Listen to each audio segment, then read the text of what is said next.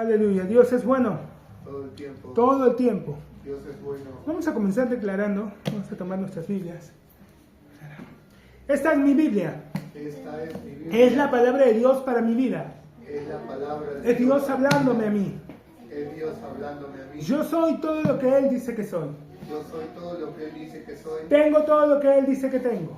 Tengo todo lo que Él dice que tengo. Puedo hacer todo lo que Él dice que puedo hacer. Puedo hacer todo lo que Él dice que puedo hacer. Yo soy la justicia de Dios en Cristo.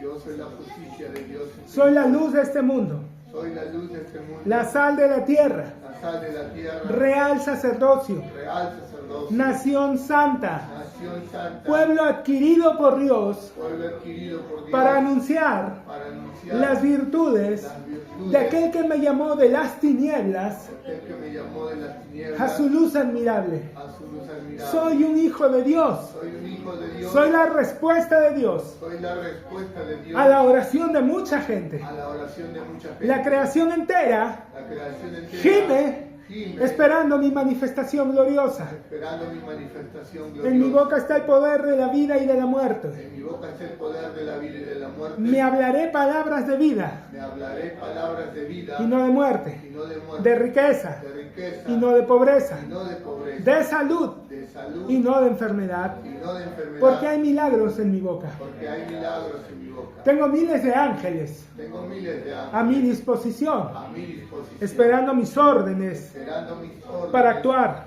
para actuar. He sido sellado He sido sellado con el Espíritu Santo de la promesa. con el Espíritu Santo de la promesa. El que levantó de los muertos a Jesús El que levantó de los muertos a Jesús mora en mí mora en mí y me perfecciona cada día. y me perfecciona cada día. Hoy voy a recibir en mi corazón Hoy voy a recibir en mi corazón la preciosa, la preciosa, siempre viva, siempre viva, fructífera fructífera y poderosa semilla y poderosa semilla de la palabra de Dios. de la palabra de Dios. Mi mente está alerta, Mi mente está alerta, mi corazón está dispuesto. mi corazón está dispuesto. Nunca más seré el mismo. Nunca más seré el mismo. Nunca, Nunca, nunca, nunca, nunca más nunca más seré el mismo. seré el mismo. Amén. Entonces, ya nos estuvo hablando antes. Bueno, Romanos, como les dije, no sé quién fue el que la puso ahí, pero ya se ganó una florcita en el bolsillo en la eternidad porque definitivamente el Espíritu Santo lo guió. Es excelente, es necesariamente uno de los primeros libros que cualquier creyente debería conocer para poder caminar una vida agradable delante de Dios. Curiosamente, algunas escuelas, y lo he escuchado últimamente de otros también decir, no, ese libro no deben leer, hermano, peligroso. ¿Cómo así? No, es que ahí hablan de esto y la gente empieza a creer. Nos mencionan bastante eso de la gracia, ¿no? Sí, claro que sí. Y es peligroso porque entonces la gente cree que tiene una licencia para pecar. Ah, mira tú. No sabía que la gente necesitaba licencia para pecar. Hasta ahora todos los que yo conozco pecan sin licencia. No he encontrado uno que tenga un permiso especial de parte de Dios para poder ir y pecar. Todos los que lo hacen en contra de la voluntad de Dios, hasta donde sé. Pero bueno, no, es que esto puede confundir a las personas. La palabra nunca se contradice, más bien se complementa, ¿no? Esto se complementa perfectamente con lo que está escrito en la epístola, la primera epístola de Juan, donde dice de que la unción misma nos enseña todas las cosas y es verdadera. El error o lo que pasa en realidad con muchas personas que tienen recelo, más específicamente miedo, de entrar y tomar literalmente lo que está escrito en esta epístola, es que lo ven desde una perspectiva humana.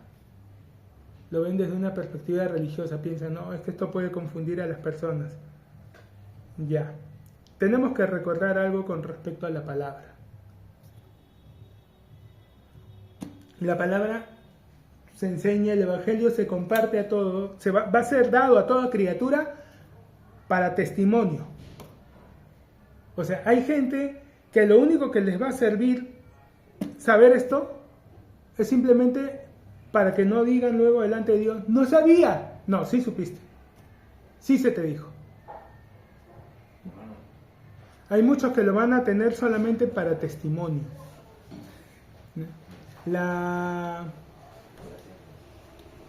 Pero a quienes sí va a alimentar, a quienes sí les va a enseñar, es a los hijos de Dios. Ahora, ¿cuántos han ido al zoológico alguna vez? Si han tenido la suerte de pasar cerca del mediodía, habrán visto a las personas que van y les llevan el alimento a los animales. ¿Se han percatado que no le llevan el mismo alimento a los leones que a los búfalos? ¿Se han dado cuenta de ese detalle? No le dan de comer lo mismo, ¿no? A unos le ponen bastante hierba, pasto, y al otro le ponen directamente carne. ¿Por qué no le dan pasto también al león? Es más económico. ¿Por qué creen que no le dan pasto al león? No es tan complicado, ¿no? No lo va a comer, no es su alimento. No crece con eso. En situaciones muy extremas, por ahí lo verás mordisqueando un poco de pasto, pero no es su alimento. Si le pones eso, lo vas a matar de hambre. Porque su cuerpo, su naturaleza, no están hechas para alimentarse de pasto. Ellos comen carne. Y antes de comer carne, son mamíferos. Toman leche. Maman de sus madres. De la leche directamente pasan a la carne. No es que les dan papillita, no, de frente, de la leche pasan a la carne. ¿Qué pasaría si Dios no lo quiera? El zoológico cayera bajo las manos de alguna persona ideologizada y que diga, no, es que para que los herbívoros no se sientan mal de ver a los leones comer así carne, vamos a darle pasto. ¿Sabes qué va a pasar con el león, el tigre, el jaguar y todo eso? Los van a matar. Simple y sencillamente, eso es lo que va a pasar. Los van a matar. Por no querer asustar a los otros, van a matar a los... Es lo mismo en la iglesia. La palabra, tal como está, la gracia, es para los hijos de Dios. Si tú tratas de diluirla, si tratas de acomodarla, no, es que es muy fuerte, es que puede confundir. Mira, ya está presupuestado las posibles confusiones. Ya lo vimos en los capítulos 5, 6. ¿Qué pues? ¿Pecaremos porque no estamos bajo la ley, sino bajo la gracia? No. En ninguna manera, no erréis. ¿No sabéis que si os sometéis a alguien para obedecerle como esclavos, sois esclavos de aquel a quien os sometéis? Ya está en el presupuesto.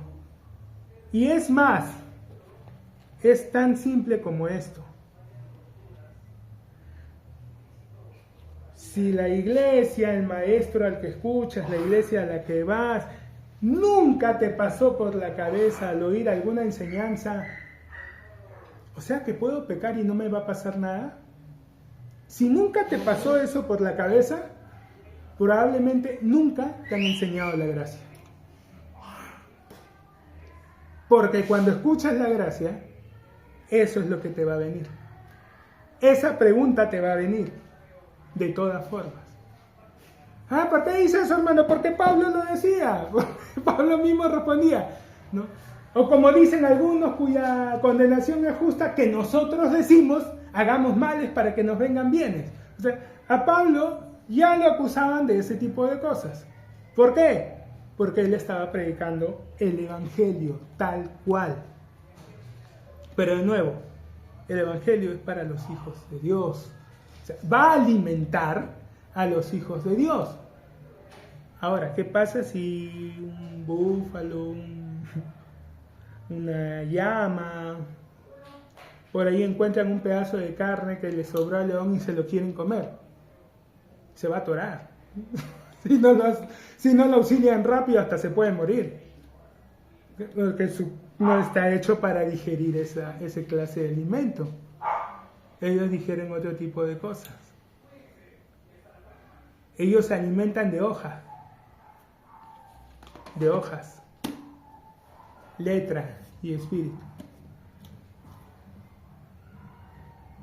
El no creyente, la ley está hecha para enseñarle al hombre que es pecador. Ese es el propósito con el que se dio la ley.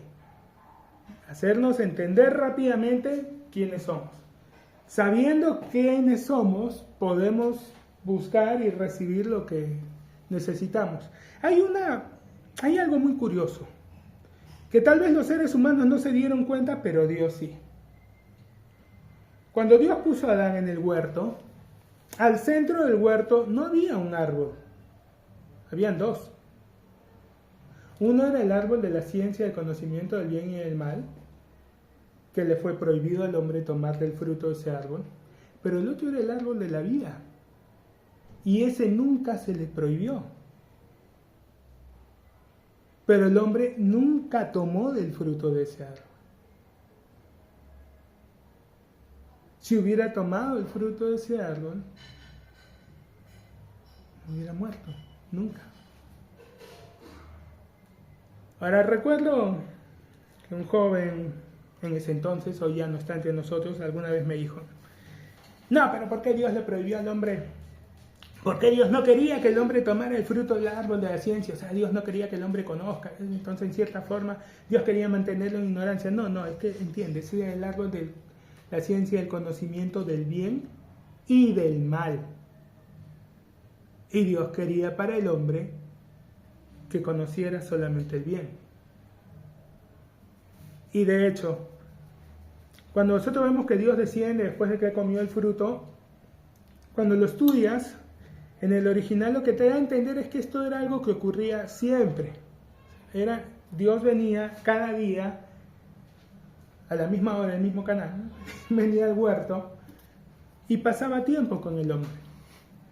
¿Qué hacían?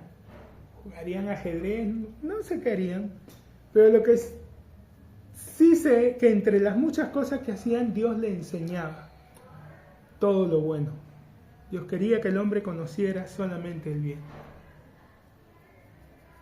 Ahora, el hombre nunca sintió la urgencia de tomar del árbol de la vida porque la vida le era algo tan común que no la valoraba. Y sí, nos pasa eso como especie. Le asignamos mayor valor a las cosas cuanto menos comunes sean. Por eso la clásica frase de que nadie sabe lo que tiene hasta que lo pierde. ¿Sí? Sí, o sea, a veces se dan por hecho las cosas y se espera recién cuando está su ausencia uno se da cuenta de cuán importante, cuán trascendente era. El hombre nunca echó de menos la vida porque estaba vivo.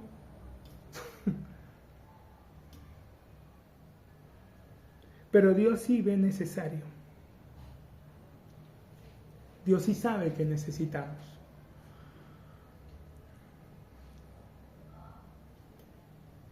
Entonces,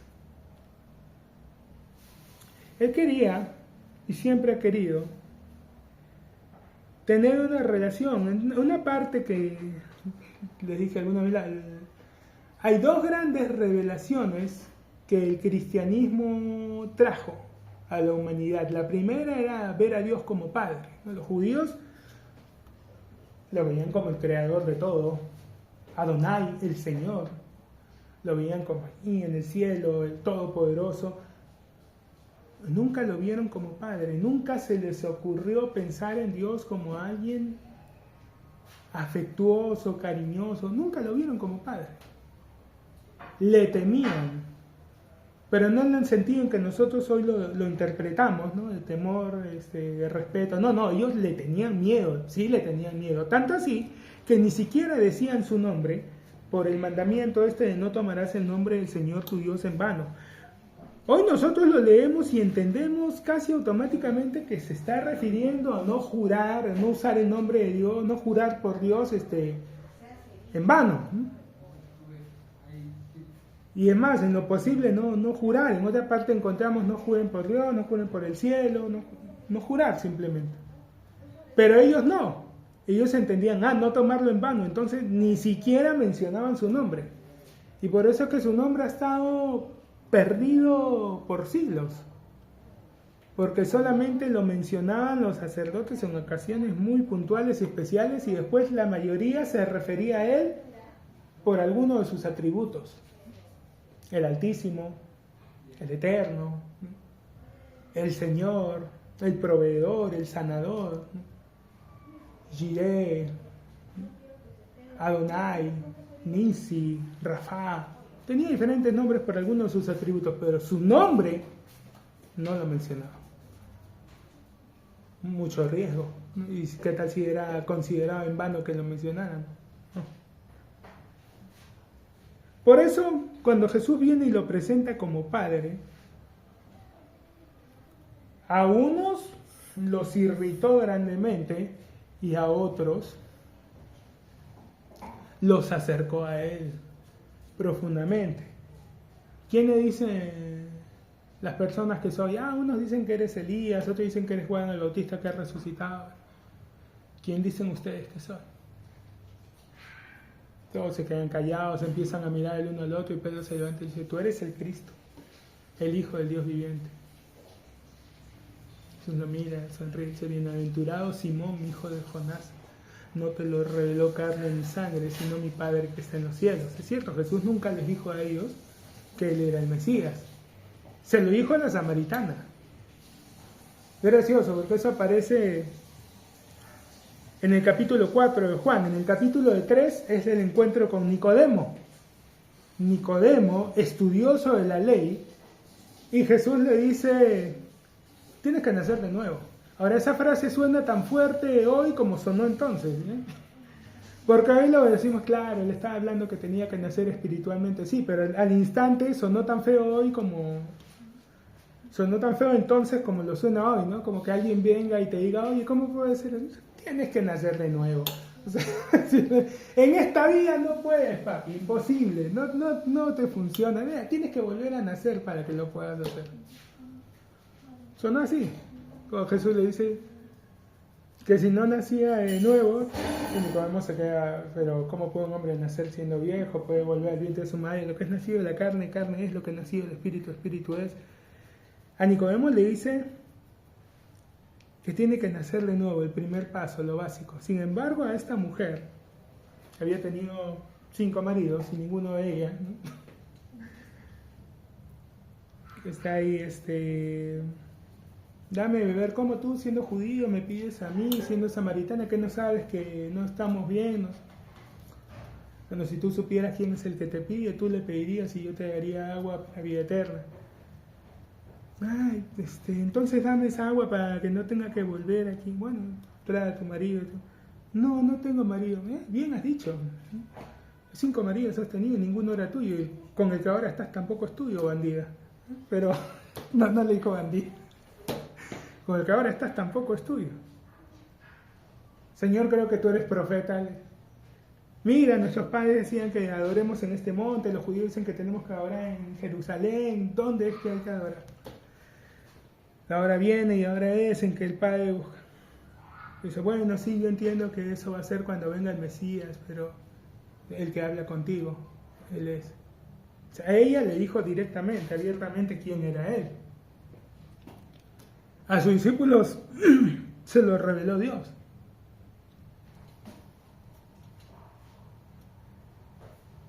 La unción es la que nos va a enseñar las cosas.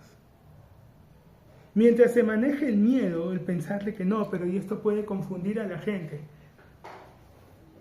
Lo voy a decir de una manera poco diplomática para ahorrarnos tiempo. O sea, esta gente está diciendo entre líneas que Dios es idiota. Es lo que están diciendo. Porque, ¿cómo Dios va a poner una palabra para su gente y después pero que es una palabra peligrosa. No, eso no lo deben interpretar solo. ¿Saben qué curioso? Yo he escuchado eso antes.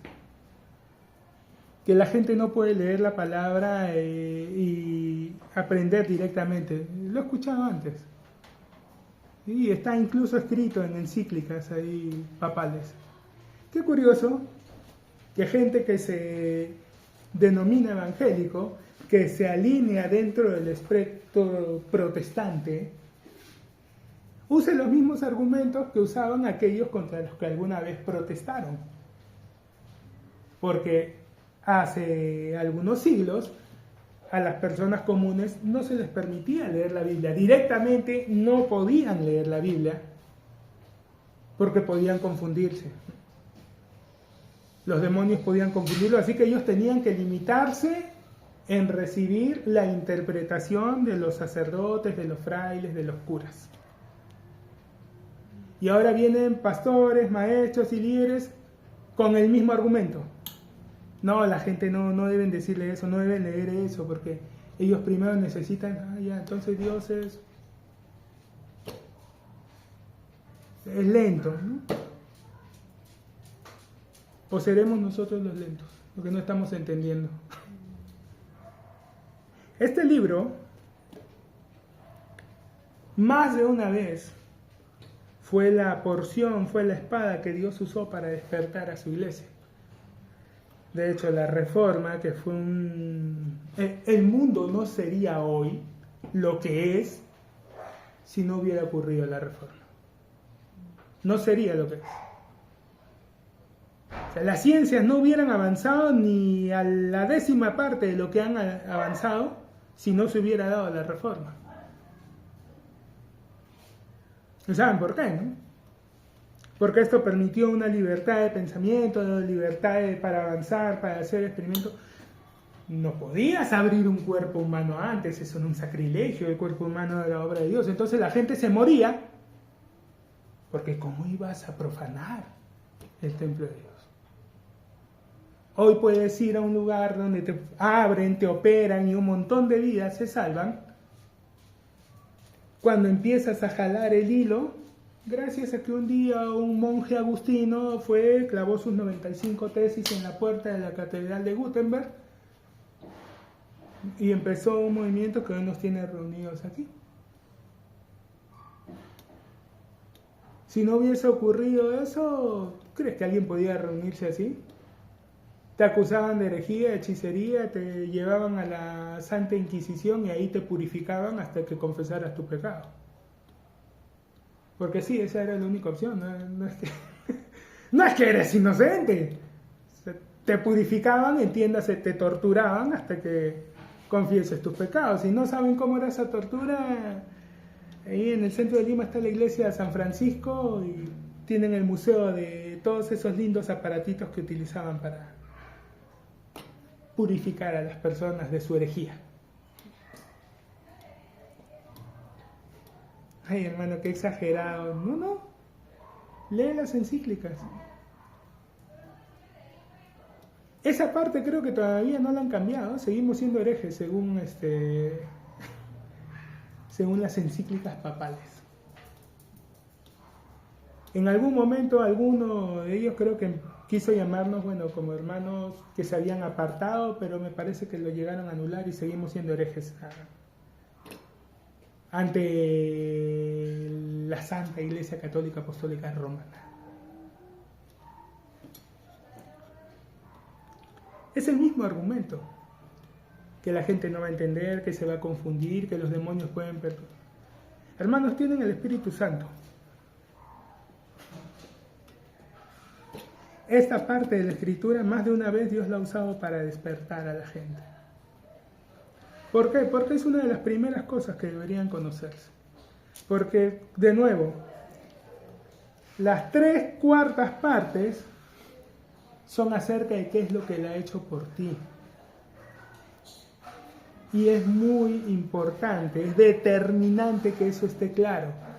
Porque, como ya lo hemos mencionado y como se habrán dado cuenta, delante de Dios no solo es lo que haces lo que importa, es la motivación, es la razón por la que lo estás haciendo, lo que lo vuelve algo positivo o algo negativo.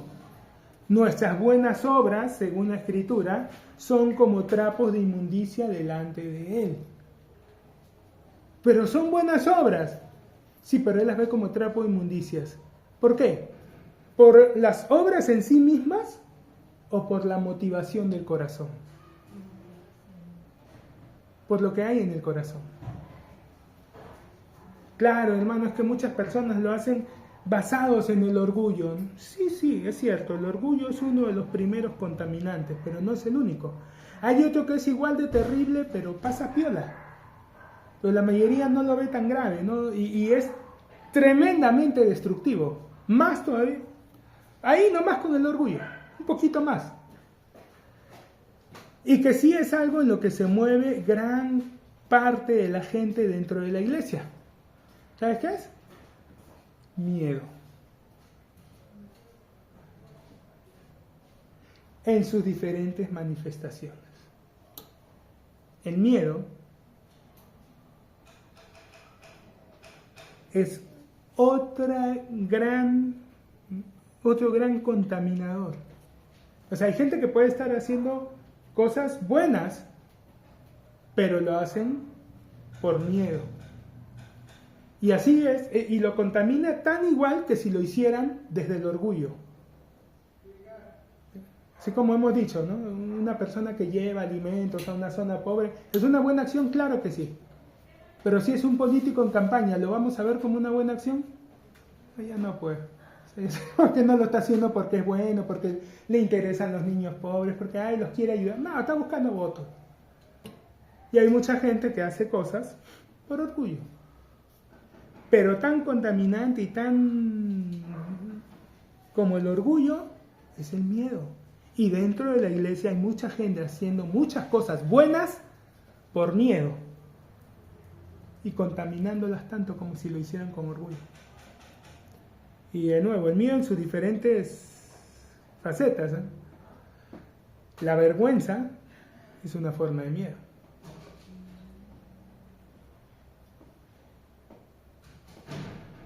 No, es que... O sea, hay gente, por ejemplo, que diezma y ofrenda, pero desde el miedo. Desde la posición de Malaquías. No, yo no te voy a robar, Señor. Es que no es la forma en que los creyentes nos acercamos. Los creyentes vemos la ofrenda y el diezmo no como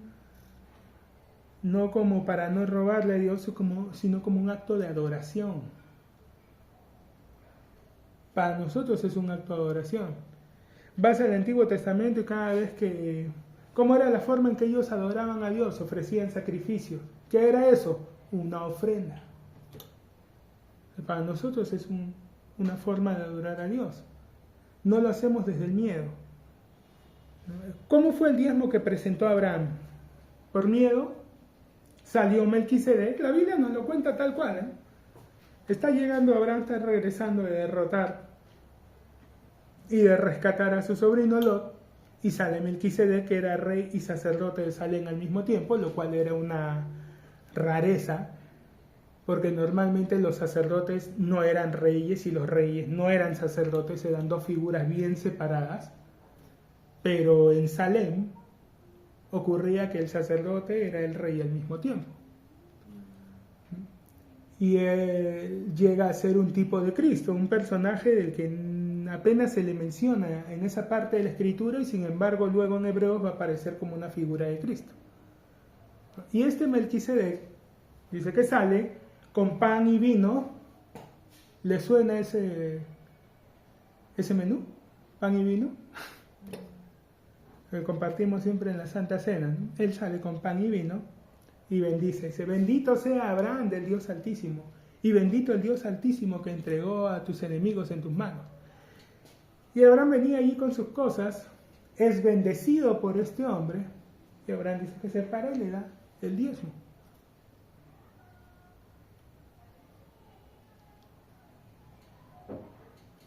No fue que Abraham de lo que Dios le había dado, de lo que había ganado en esa batalla, del botín que había tomado, le entregó la 10ª parte. Los creyentes no damos para ser bendecidos. Damos de lo que Dios nos ha bendecido. Es más, en la misma palabra está cada uno. Pablo le dice cada uno, según haya propuesto en su corazón, separe y dé. Sé que cada persona separaba de lo que tenía y daba, o sea, de lo que tiene, no entregas, no es ven y pacta al altar del Señor, hermano. No necesitas hacer un pacto, o sea, a ver, Dios ha hecho un pacto contigo a través de Cristo Jesús.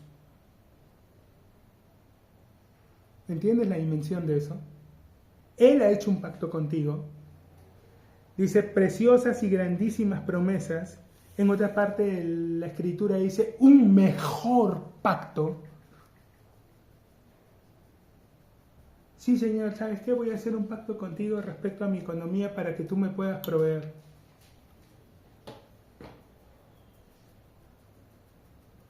El que no escatimó ni a su propio Hijo, sino que lo entregó por todos nosotros, ¿cómo no nos dará también con Él todas las cosas?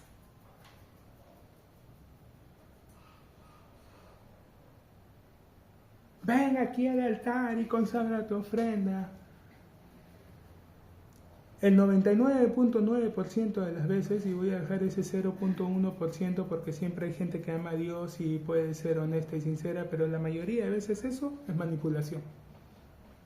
No necesitamos hacer un pacto, añadir al pacto que Él ya hizo con nosotros en Cristo Jesús, donde está todo. Lo que necesitamos es crecer en ese pacto, es enterarnos, es ser transformados por medio de la renovación de nuestro entendimiento hasta que esa verdad se manifieste en nuestra vida. Pero si entiendo mi sobre aquí en esta radio, Dios me va a bendecir. Dios ya te bendijo. Lo que necesitas es creerlo.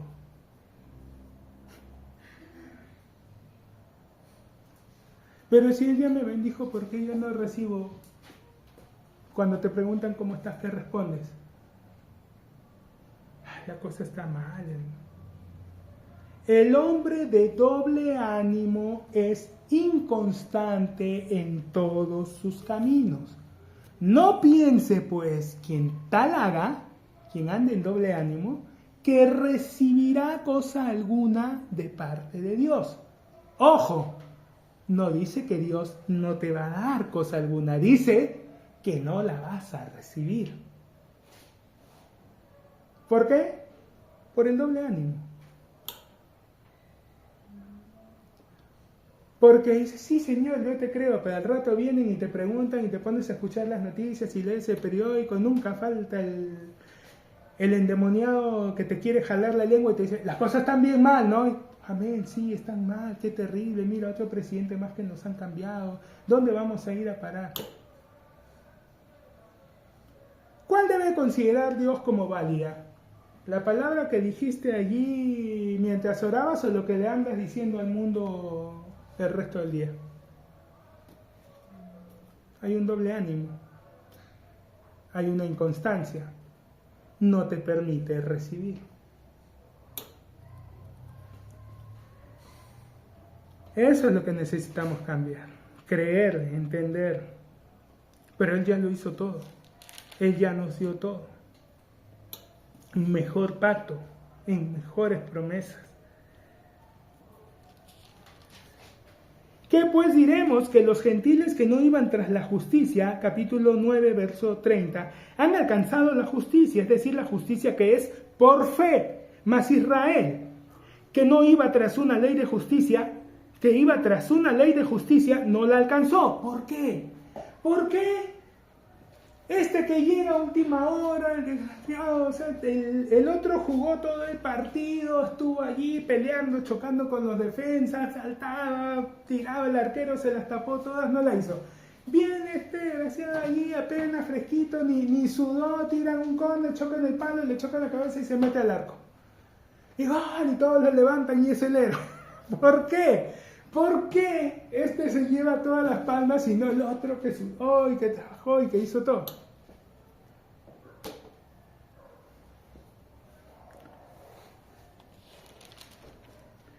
que los gentiles que no iban tras la justicia, han alcanzado la justicia, es decir, la justicia que es por fe.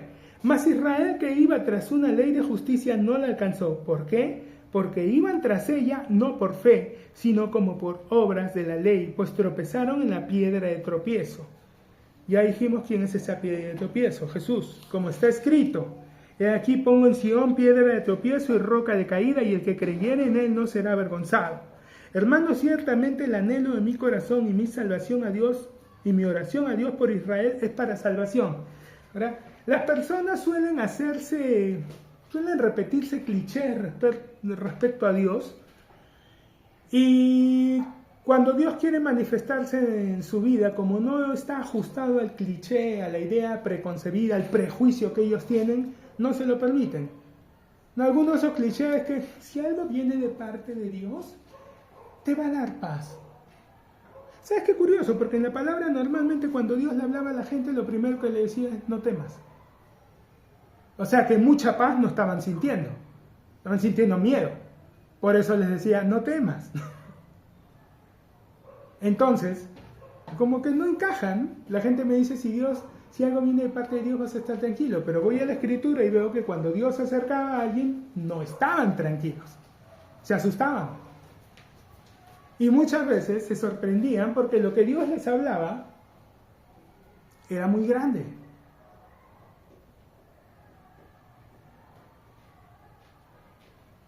Varón esforzado y valiente.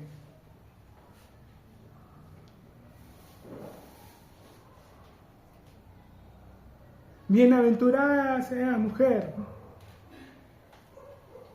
¿Qué salutación sería esta? ¿De cuándo acá nosotras nos saludan así?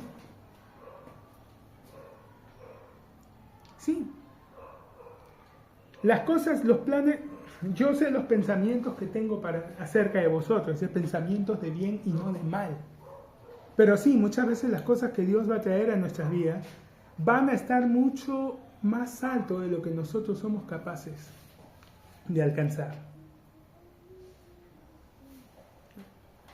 Ay, cuando algo venga de parte de Dios a tu vida, todos en tu familia van a estar de acuerdo. Yo no veo eso en la Escritura en ningún lado.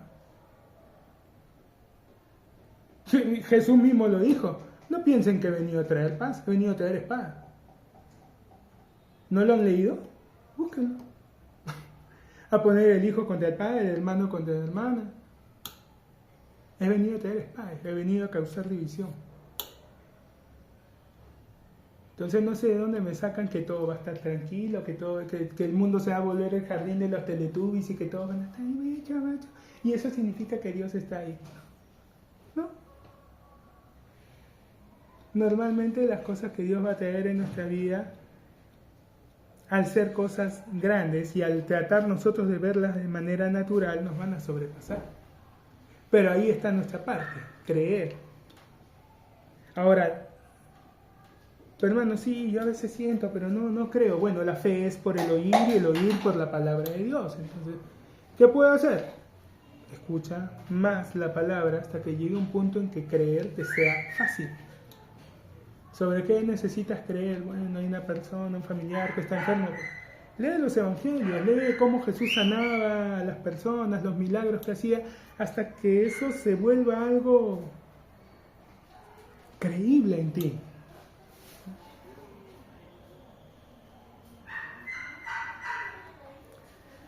Hermanos, ciertamente el anhelo de mi corazón y mi oración a Dios por Israel es para salvación, porque yo les doy testimonio de que tienen celo de Dios, pero no conforme a ciencia. Porque ignorando la justicia de Dios y procurando establecer la suya propia, no se han sujetado a la justicia de Dios. Ahora, esto es lo que le pasa a cualquiera que intenta hacer lo mismo que hicieron los de Israel. O sea, las personas que no se están sujetando a la justicia de Dios, que no están aceptando las cosas como Dios las dice, van a tratar de establecer su propia justicia. Y en esa jugada, en ese reemplazar cosas, van a terminar poniéndose en contra de Dios. O sea, tienes dos alternativas. O caminas en el Espíritu, o andas en el Espíritu, o vives por fe, o vives en amor, o caminas en la carne, o caminas en la ley. Pero la palabra te anticipa que los que viven según la carne no pueden agradar a Dios. Y no es tan complicado entenderlo. ¿Por qué no pueden agradar a Dios si están viviendo según la carne? Porque están tratando de justificarse por medio de sus acciones. Y la palabra ya te anticipa que por medio de las obras nadie se va a justificar. Nadie. Pero yo creo que nadie. Pero es que de repente nadie. Cacho, ya lo intentaron. Ya lo intentó gente mejor que tú. Más preparada que tú, más espiritual que tú, y no pudo. No lo intentes, no pierdas tiempo. Es como querer resolver un problema y viene el profesor y te dice, ya miren, cuando encuentren un problema así, esta es la fórmula. Cambias aquí, pones así y te da una fórmula lista. Cuando encuentren un problema dispuesto de esta manera, lo resuelven así. Pero tú te no, yo quiero resolverlo. Ay, no puedo. Ay, yo quiero. Ay, no te sale nunca. Y el profesor te dice, oye, pero yo les di la fórmula. Les dije cómo se resolvía, les dije que tenían que reemplazar, cómo tenían que ponerlo. Es que yo quería intentarlo. Te mira como diciendo, ¿cómo llegaste aquí? ¿No? Pero no se resuelve así, se resuelve como te estoy enseñando. No podemos venir nosotros y ponerle nuestros términos a Dios. Las cosas son como Él las dice. Ignorando la justicia de Dios, desconociéndola y procurando establecer la suya propia, no se han sujetado a la justicia de Dios. O sea, cuando empiezas a desatender, terminas rebelándote. ¿Y es tan nuevo eso? No, ¿sabes qué? En realidad no es tan nuevo. No es algo que se le está ocurriendo a Pablo aquí cuando escribe Romanos, ¿no? Es algo que ya Samuel le dijo a Saúl. Yo he cumplido la palabra que tú has cumplido. Sí, yo he cumplido. ¿Y qué bramido de vacas y balido de ovejas es este que escucho con mis oídos? Sí, llamaré que el pueblo se paró a lo mejor para ofrecer sacrificio a Jehová, tu Dios. ¿Se complace Jehová en los sacrificios o en que se obedezca a su palabra? Ciertamente el obedecer es mejor que los sacrificios y el prestar atención que la grosura de los carneros, porque como pecado de adivinación, ¿sí?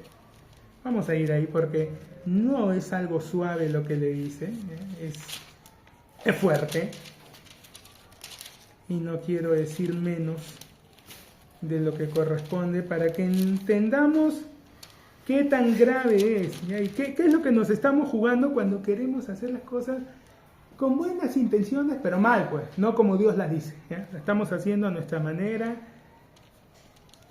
Satanás es muy sutil en engañar a la gente y en llevarla a hacer tonterías. Se complace Jehová, capítulo, para los que quieran, 1 Samuel capítulo 15, versículo 22. Se complace Jehová tanto en los holocaustos y víctimas como en que se obedezcan las palabras de Jehová. Ciertamente el obedecer es mejor que los sacrificios y el prestar atención que la grosura de los carneros. Continúa, porque como pecado de adivinación es la rebelión. A Dios no lo ve como que, ay, bueno. Recuerdo un hermano que una vez me dijo, bueno, si lo veo, me dijo, el Señor me habló una vez y me dijo, tú eres rebelde. Y el hermano, jijiji, y yo me quedé, se me cayó la quijada como el coyote ahí en las caricaturas. A mí Dios me dice, tú eres rebelde, o sea, no sé, yo voy y me aviento de un puente. Pero para este hermano era un chiste que Dios le haya dicho, tú eres rebelde. Ya con eso es suficiente como para saber qué tipo de relación llevaría este hombre con Dios. No es chiste. Para Dios un rebelde es está al mismo nivel que un adivino. ¿Y se acuerdan qué cosa decía Dios que se tenía que hacer con esa gente, no?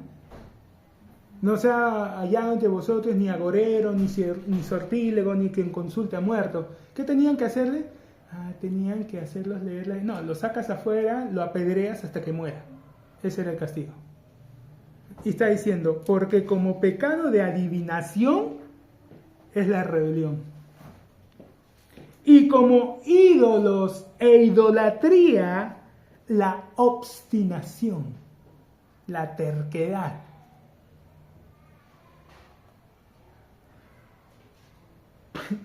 Bueno, para terminar el versículo, por cuanto tú desechaste la palabra de Jehová, Él también te ha desechado, para que no seas rey. Entonces,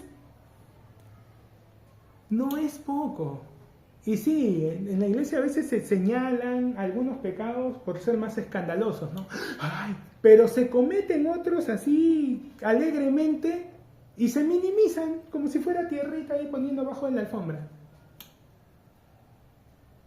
Pero tú los llevas delante de Dios y no son poca cosa. Miren, Job era un hombre, un adorador, era un hombre que adoraba a Dios. Mucha gente tiene la idea de que todo lo que a Job le pasó fue por nada, porque cuando leen a lo largo del libro esa muletilla de que en todo esto que dijo, Job no pecó, piensan, Job no pecó y todo le pasó por nada. No, es que tienes que entender.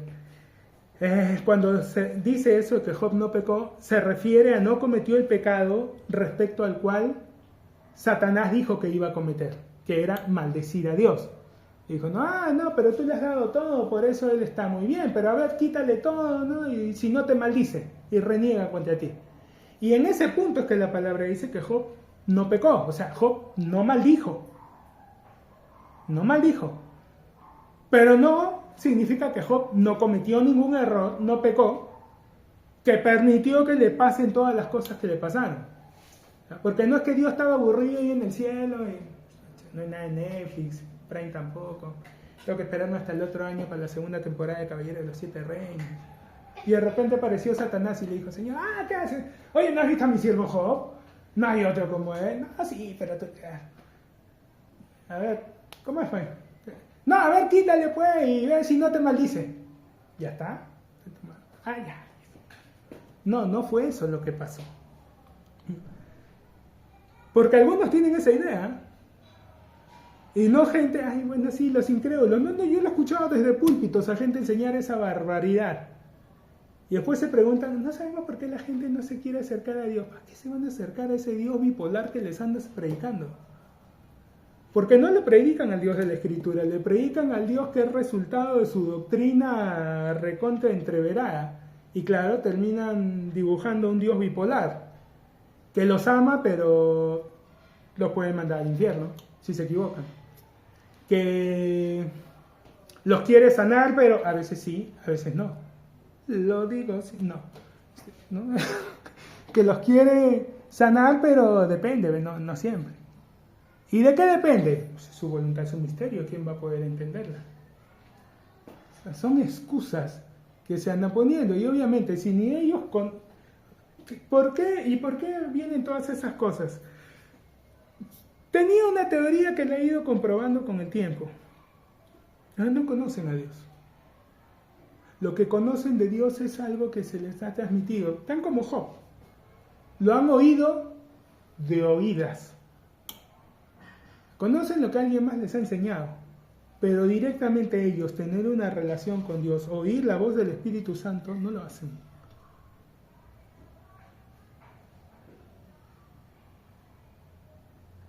Y la razón por la que no lo hacen es múltiple, pero es una sola en realidad. Porque podríamos decir, bueno, es que les cuesta acercarse a Dios, porque como Dios es Padre y ellos de repente no han tenido un buen Padre, tienen problemas, tienen conflictos para reconciliar eso, ¿no? Y por eso les cuesta. Sí, pero en realidad es más simple que eso. No lo hacen porque no quieren. Porque siempre es más fácil que otro tome la responsabilidad.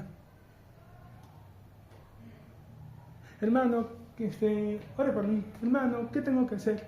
Bien, no se malentienda, ¿eh? Yo oro por mucha gente y aconsejo a mucha gente, pero también algo que hago,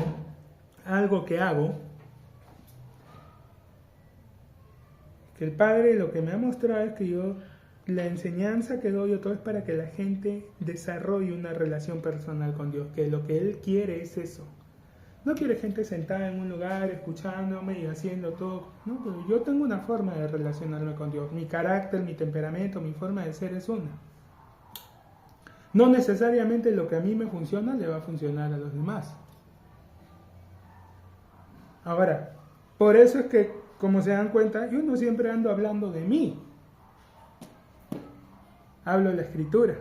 Porque aquí sí hay principios que se aplican a todos, a cualquiera. O sea, lo importante es esto de aquí. Después, aconsejando, sí, puedo compartir en algún momento partes, testimonios, si sirven, si son de bendición, pero que lo importante, lo que Dios me hizo ver es eso, que Él quiere relacionarse, quiere que la gente lo conozca personal, directamente, y que la labor de los pastores, los maestros, es llevar a la gente a ese punto, en que puedan conocerlo directamente, puedan tener una relación con Él. Pero está escrito en la palabra, mi pueblo perece por falta de conocimiento. Y hemos hablado varias veces que la palabra conocimiento no se refiere a información. La palabra conocimiento es usada como sinónimo de intimidad, ¿no? En Génesis dice, conoció a Adán a Eva, su mujer, y ella concibió y dio a luz. Entonces no es que la conocía, que Dios vino y se la presentó. Adán, ven, Eva. Ah, mucho gusto, Eva. Adán, gracias, la conoció. No, pues ya habían estado en el huerto, ¿no? Y ya se conocían. La conoció quiere decir que estuvo con ella íntimamente. Y dice, mi pueblo perece por falta de conocimiento. O sea, mi pueblo perece por no tener un conocimiento íntimo conmigo. No un conocimiento de oídas, no de oídas que la gente te dice, Dios es así, Dios es así. No, tú directamente lo conozcas a Él. Pero como en toda relación, se necesita tiempo. Tiempo.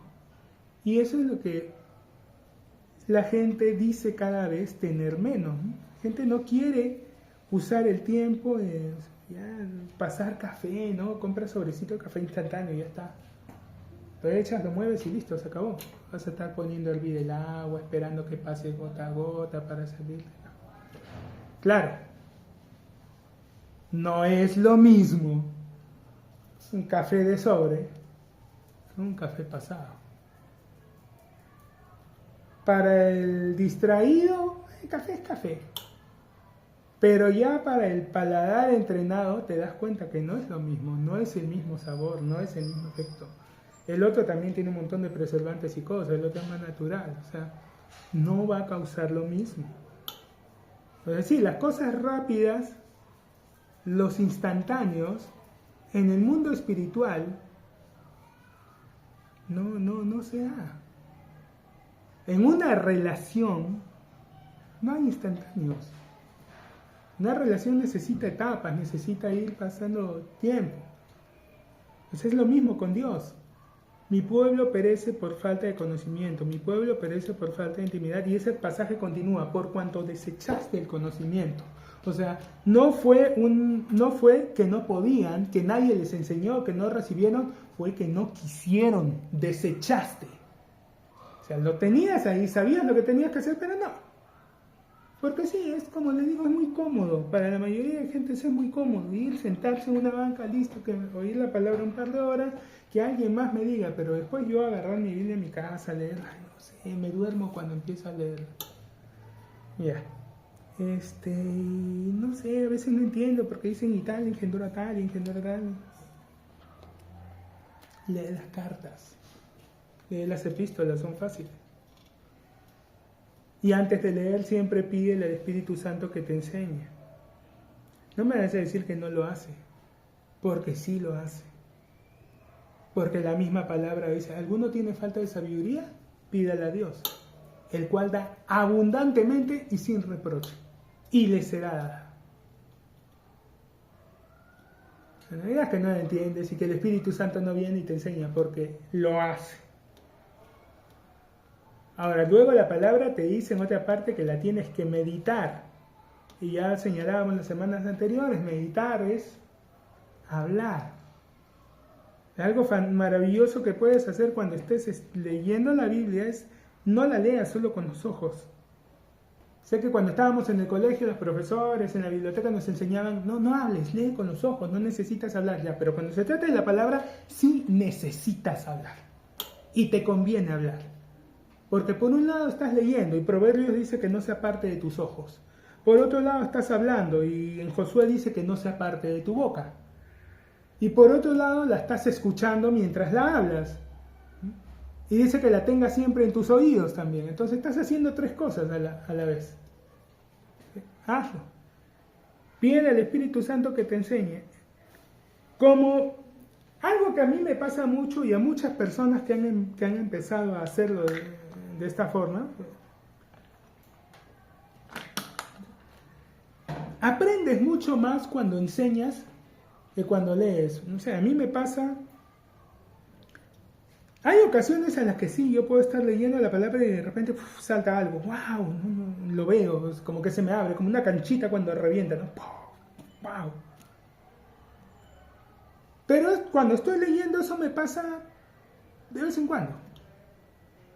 Donde me pasa siempre, todo el tiempo y varias veces, es cuando estoy enseñando. Cuando le estoy compartiendo a alguien. Cuando estoy hablando con alguien y empiezo a leer, no, porque la palabra dice, y revienta una, y sigo, revienta otra cosa, así era. Y van apareciendo. Y varias personas a las que les compartí eso lo empezaron a hacer. También empezaban a hablarle a cualquiera que conocían y también empezaron, oye, entendí esto y esto y esto. ¿Sí? ¿Y cómo fue? No, justo le estaba hablando a alguien. Claro, digo, es que eso es parte de meditar, estás hablando. Y como estás hablando, estás digiriéndolo nuevamente y algo nuevo vas absorbiendo. Porque el fin de la ley es Cristo para justicia a todo aquel que cree. Recordemos que cuando Jesús estuvo aquí, dijo que era necesario que se cumpla todo lo que estaba escrito de él en la ley, en los profetas, en los salmos y en los profetas. El Antiguo Testamento, los judíos lo dividían en esas tres áreas. La ley, los 5 primeros libros, la Torá. Los salmos, que eran los libros poéticos, no solo estaba Salmos, Proverbios, Cantares, los de Job también y otros libros más. Y los profetas, ya estaban todos los libros proféticos. En los salmos también estaban parte de los libros históricos. Samuel, Reyes, Crónicas. Tenían esas tres divisiones. Y Jesús dijo que tenía que cumplirse todo lo que se había escrito de él en esos tres grupos, en esos tres libros. El fin de la ley, tanto la ley como los salmos, como los profetas, toda la escritura. La Biblia es un libro muy especial porque no es un solo libro, no es un libro escrito por un solo autor, es una serie de libros escrita por diferentes autores de los orígenes más extremos en un periodo largo de tiempo, ¿no? Con variantes históricas. O sea, cuando se empezó a escribir el primer autor, el primer hombre, el autor de los primeros 5 primeros libros fue Moisés, que no se había criado como un hebreo común, ¿no? Se había criado como un príncipe en Egipto. Así que su visión de la vida era muy diferente, por ejemplo, a la que más adelante tendría Josué, a la que luego tendría Pedro, Juan. O sea, eran extremos muy diferentes. Ellos eran pescadores, este había sido un hombre que se había criado en un palacio. Este se educó durante el periodo de esclavitud en Egipto, pero luego vivió la libertad que tuvieron en el desierto y antes de entrar a la tierra prometida. Los otros nacieron durante el dominio romano. O sea, personas de diferentes oficios, orígenes a lo largo de periodos distintos de la historia, y todos coinciden con un mensaje. Hay un mensaje en la escritura. Y ese es el Hijo de Dios, el Mesías. De él se habla a lo largo de toda ella. Entonces, el fin de la ley es Cristo, claro. Él es la razón de que exista la ley, de que se haya escrito los salmos, los profetas. Porque la justicia que es por la ley, Moisés escribe así: el hombre que haga estas cosas vivirá por ellas. Pero la justicia que es por la fe dice así: no digas en tu corazón quién subirá al cielo o quién descenderá al abismo. Esto es para hacer subir a Cristo entre los muertos, ¿no? O para hacer traerlo abajo del cielo. O sea, no pienses que esto no se puede hacer. No veas la parte complicada del asunto. ¿Por qué? Porque Dios es el que la hace. ¿Quién subirá al cielo? El mismo que descendió. La misma palabra lo responde. ¿Quién descenderá al abismo? El mismo que volverá. No te compliques con esto, con lo imposible, porque de eso se encarga Dios. Hoy cantábamos, ¿no? Dios de lo imposible. Si no te compliques con lo imposible, que de eso se encarga Dios. No digas en tu corazón: ¿quién subirá al cielo? Esto es para traer abajo a Cristo. ¿O quién descenderá al abismo? Esto es para hacer subir a Cristo entre los muertos. Mas, ¿qué dice? Cerca de ti está la palabra. O sea, tú no te distraigas con toda esa parte complicada. Fíjate en la parte simple. ¿Qué dice? Cerca de ti está la palabra, en tu boca y en tu corazón. Esta es la palabra de fe que predicamos. Que si confesares con tu boca que Jesús es el Señor y creyeres en tu corazón que Dios le levantó de los muertos, serás salvo. Lo extraordinario de la fe cristiana es que desde el principio, y es la razón por la que no entiendo algunas denominaciones, pero para ser cristiano, de entrada, tu boleto es creer en milagros. Porque no dice que creas en tu corazón que Él es el Señor. No. Te dice: cree en tu corazón que Dios le levantó de los muertos. Que creas en la resurrección. Yo le he preguntado a diferentes personas, no todas ellas de iglesias protestantes, algunos de la misma iglesia católica: ¿tú crees que Jesús resucitó de los muertos? Sí, me dice. Amén. Está bien, eso es lo que tienes que creer. Le he preguntado a algunos que se sientan en iglesias protestantes: ¿tú crees que Jesús resucitó? Bueno, ¿cómo será? Ya entiendo todas las confusiones que tienen. Eso lo tienes que creer, eso no es negociable. Eso es básico. Por eso le digo, nosotros muchas veces vemos a las personas pasar adelante o allí en su lugar repetir las palabras que cita un pastor o algún evangelista y decimos: sí, él ya nació de nuevo. Tiempo. Tú lo has visto repetir las palabras: si confesares con tu boca que Jesús es el Señor. Pero tú no sabes si en su corazón realmente cree que Dios le levantó de los muertos.